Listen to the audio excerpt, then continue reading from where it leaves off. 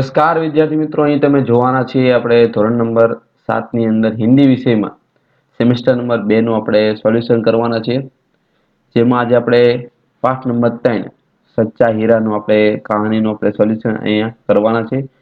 તો વિદ્યાર્થી નમ્ર વિનંતી છે કે તમે પ્રથમ વખત અમારી ચેનલ તમે જોઈ રહ્યા હો અથવા વિડીયો તમને જોઈ રહ્યા હો તો ચેનલ તમે સબસ્ક્રાઇબ કરો, વિડીયોને લાઈક આપો, તેમજ તમારા ફ્રેન્ડ સર્કલમાં લિંકને શેર કરો।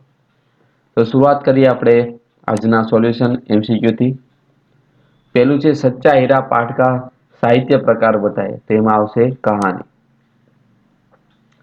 बातचीत करते करते बात बेटों पर जा चुकी। पहली स्त्री क्या बेटा क्या करता, तो गाता था। इसने अपने बेटे को आधुनिक युग का भीम बताया है, તેમાં આવશે दूसरी स्त्री ने।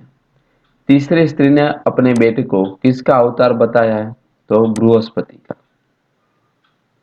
खलजिया का बेटा देखने में बहुत सीधा साधा और सरल प्रकृति का लग रहा था, तो आवशे चौथी स्त्री। रिक्त स्थान की अपने पूर्ति खलजिया पूर्ण करવાનું છે। એમાં પેલું છે पक्षी चहचहाते हुए अपने अपने नीड की ओर जा रहे थे। बीजू मेरा बेटा लाखों में एक है। तीजू मानो उसके गंठने में साक्षात सरस्वती विराजमान है। चौथों है अपनी माँ को देखकर वहां रुक गया। पांचवों है तीनों औरतें आश्चर्य में से चौथी स्त्री के बेटे को देख रही थी। छठू है मना करने पर भी बेटे ने माँ के सिर पे पानी से भरा घड़ा उतार लिया। सातवों है तीसरी स्त्री का बेटा संस्कृत के श्लोक का पाठ करता हुआ निकला। બે વિધાન તમને આપેલા છે, ખરા ખોટાના આમાંથી જોઈને તમે લખી શકો છો। प्रश्न नंबर 4 છે એક બે વાક્યમાં उत्तर। એમાં પહેલું છે स्त्रियां क्या बैठकर बातें करने लगी। कहां पर, तो कुएं की पक्की जगह पर बैठकर बातें करने लगी। नेक्स्ट है क्वेश्चन नंबर 2।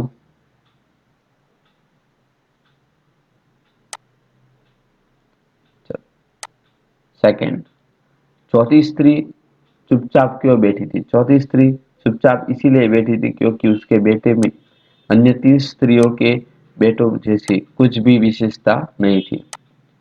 थर्ड इज शक्ति और सामर्थ्य में किसके बेटे की बराबरी कोई नहीं कर सकता। शक्ति और सामर्थ्य में दूसरी स्त्री के बेटे की बराबरी कोई नहीं कर सकता। चौथी है किसके बेटे ने अपनी माँ से पानी का घड़ा ले लिया। तो चौथी स्त्री के बेटे ने अपनी माँ से पानी का घड़ा ले लिया।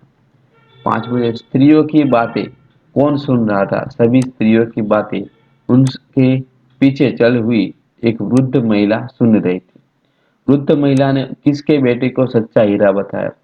तो वृद्ध महिला ने चौथी स्त्री के बेटे को सच्चा हीरा बताया। आदमी सच्चा हीरा कैसे बनता है। तो आदमी अपने सिंह और गुण के कर्मों के उतार कर बड़ों की सेवा और जरूरतमंदों की मदद करे। उसे अपने घर में आप माता पिता को कौन कौन से काम में मदद करते हैं। तो झाड़ू लगाने में, बर्तन धोने में और आदि छोटे मोटे काम में हम मदद करते हैं। चलो नेक्स्ट है वाक्य कोण कहे छे तेना विषे तमारे लखवानो छे। यही सच्चा हीरा है, यह वाक्य वृद्ध महिला बोलती है और चारों स्त्रियों को कहती है। बीजू छे माँ लाओ मैं तुम्हारा घड़ा पहुंचा दूं। तो चौथी स्त्री का बेटा उसकी माँ को कहता है। तीजू सुनो मेरा हीरा गा रहा है, पहली स्त्री अन्य स्त्री से कहती है। और देखो यही है मेरी गोद का हीरा, तीसरी स्त्री अन्य स्त्री को कहती है। पांचवू देखो वह मेरा लाडला बेटा आ रहा है, दूसरी स्त्री बोलती है और अन्य स्त्री से कहती है। चलो समानार्थी शब्द અહીં તમને આપેલા છે, આમાંથી જોઈને તમારે લખવાના છે। એના પછી વિરોધાર્થી પ્રશ્ન નંબર 8 વિરોધાર્થી શબ્દ તમને આપેલા છે, આમાંથી જોઈને તમે લખી શકો છો। नेक्स्ट है मुहावराનો अर्थ લખकर वाक्य प्रयोग करवाना છે। इधर उधर की बातें करना यानी गप्पे मारना। लाखों में एक होना यानी विशिष्ट होना।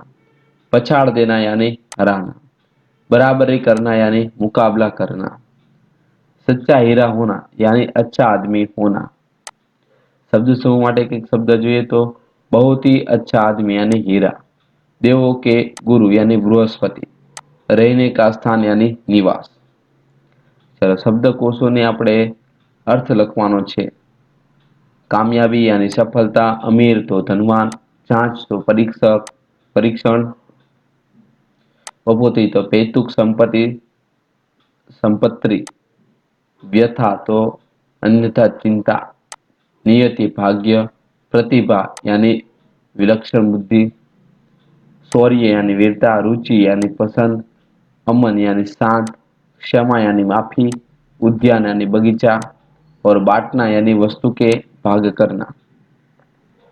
चलो निम्नलिखित वाक्य को કયું કાળ છે તે તમારે લખવાનું છે। તો અહીં તમને આપેલા છે, તમારામાંથી જોઈને લખવાના રહેશે।